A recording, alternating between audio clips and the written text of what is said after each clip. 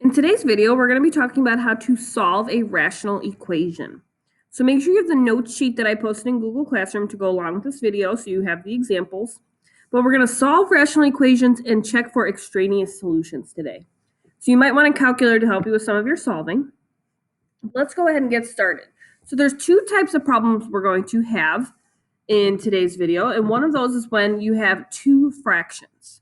So when we have two fractions, we're actually going to set this up kind of like a proportion, where we're going to use cross multiplying to solve these. So what you're going to do is you follow these steps 1 through 4, as we're going to cross multiply, distribute if necessary, and then solve the resulting equation. Okay. Now step 4 says to check for extraneous solutions. Okay, and those extraneous solutions are going to come from our restricted values. Restricted values. So meaning if you solved a problem, and maybe we'll use the first example here to kind of show us that. If we solved a problem here and got x equaled -5, we did all of our work correctly, and that was the answer we got. Well, -5 is a restricted value. So that's what it would mean to be extraneous, where you did all the work correctly, but the answer you got is just not part of the domain of the original problem. Okay, but let me show you how to do this problem. We'll actually solve it now. So since we have two fractions, I'm going to set this up using cross multiplying. So that means I'm going to cross multiply 5 times x plus 4. Okay, and set that equal to my other cross product here, which would be 3 times x plus 5. Okay, so step 2 said distribute if necessary, which it is in this case. We're going to distribute the 5, so it becomes 5x plus 20 equal to 3x plus 15. Now from here, this should just be kind of a straightforward linear equation. I'm going to get my variables on one side. So that becomes 2x. And my constants on the other, so I'm going to subtract 20 over to the other side. Give me -5. So my answer here will turn out to be a fraction, and that's okay. It's -5/2. Now, because -5/2 is not one of our restricted values, that answer is a good answer. It is not extraneous. Okay? So I'm going to have you guys try number 2. Set it up the same way I did number 1, where you cross simplify these. So you get your cross products. So multiply across, distribute when you can, and then solve the resulting equation. So try number 2 on your own. Okay. If you did it correctly, you should have gotten this value. You should have got 2. Ooh, I'm sorry. Actually, the answer is 4. My mistake. 4 was the answer. And if you didn't get 4, here is the work that I got. So I distributed those. So it's 4 times x plus 4 would give me 4x plus 16. 8 times x is just 8x. So I move the 4x over, divided both sides by 4. So the answer was 4 there. Okay. Let's just try one more problem, and then we're going to move on to the back side of our note sheet. Now in this problem, you notice we only have one fraction. So whenever that happens, you can always put this over 1 to create that second fraction on the right side. So now I'm good to go ahead and cross multiply this. So that's 1 times x squared minus 4, which would just stay x squared minus 4, right? Here I'd have x plus 1 times x plus 5. Now this one's going to take a little bit more work to multiply that out on the right side. We will have to FOIL that, so let's go ahead and do it. X times x is x squared. X times 5 is 5x, plus a 1x should give me a total of 6 x's. So it's 5x plus 1x. And then plus 5, 1 times 5. Equal that to my left side, which was x squared minus 4. Okay, so even though we have quadratics in this part, they actually end up canceling each other out. If we have an x squared on both sides, those will cancel. So I'm just left with -4 equal to 6x plus 5. And that would be a quick 2-step equation from there. So I'm going to subtract the 5 over. Okay, that'll make that -4 minus 5, which would give me -9 equal to 6x. So if I divide that, I should get that x is -9/6, which then would reduce to 3/2. Okay, and then again, just go back and check that in your original problem. The only restricted value we had from our denominator, from x plus 1, was -1. So as long as that's not our answer, we're good. Okay, I'm actually going to skip problem 4 and just flip onto the back side here. So the back side deals with what happens if we have 3 fractions. So if you notice, 1, 2, 3, 3 fractions. Okay, so the steps to solve something that has 3 fractions is to find the LCD, okay, our least common denominator.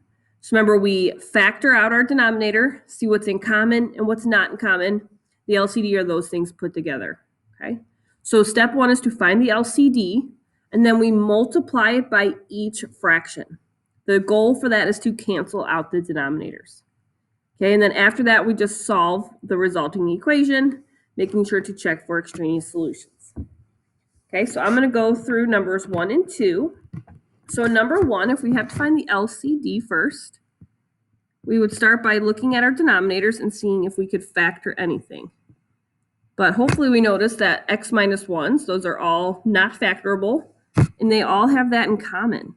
So they have x minus 1 in common, and nothing not in common. They're all the same denominator already. Okay, so that means what I'm going to do from there is I'm going to take my LCD and I'm going to multiply it by each fraction. Okay, so I'm going to go x minus 1, x minus 1, x minus 1. Okay, and the hope of that, so think of this as like x minus 1 over 1.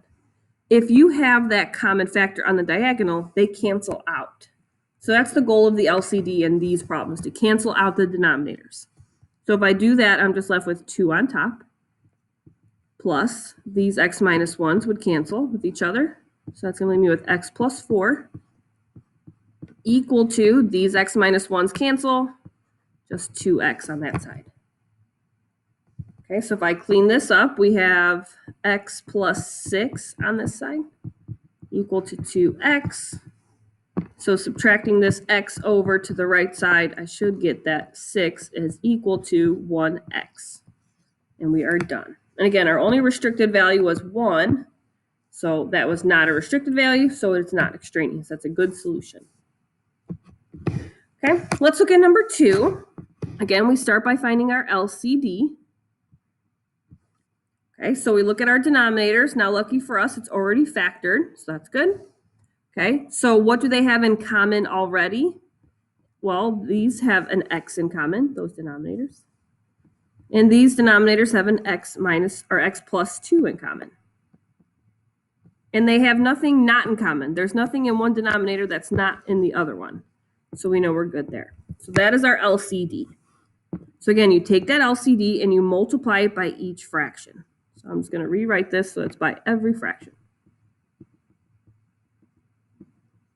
It's hard to make my work neat on these, but I'll try my best.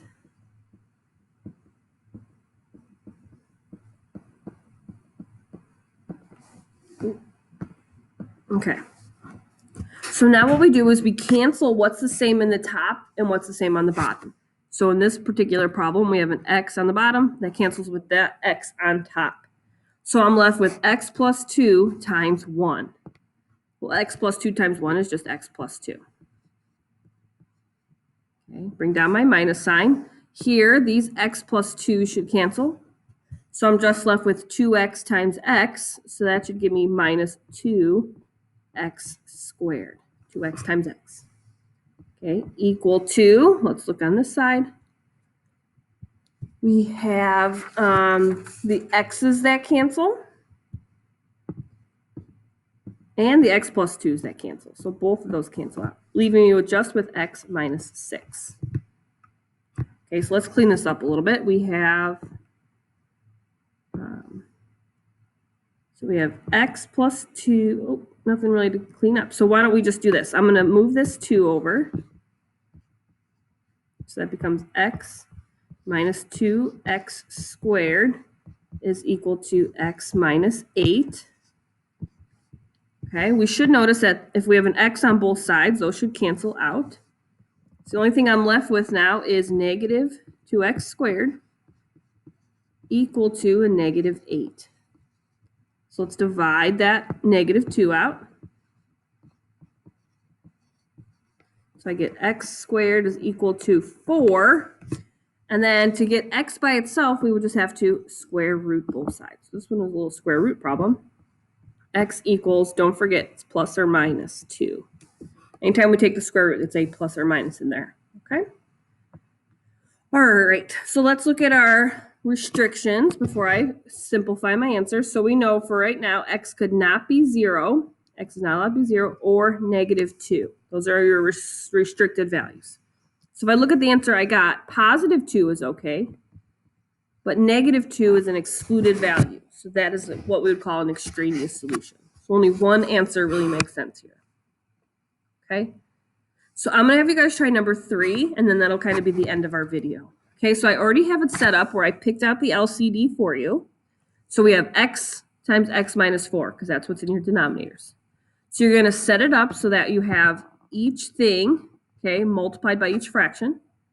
Cancel out what's the same on top and bottom, and solve what's left. So go ahead and try number 3 on your own, see what you get. Okay, if you did it correctly, you should have gotten the answer of 6. Here is my work if you would like to see that as well. So I put the LCD by each fraction. So the x minus 4 is canceled, just leaving me with 2 times x on that first fraction. On the middle there, the x is canceled, so 1 times x minus 4 will stay x minus 4. And then lastly, the x's cancel out, so you have 5 times x minus 4 left. So I distributed, combined like terms, solved for x. So we will practice more problems like this tomorrow in class, so I'll see you then.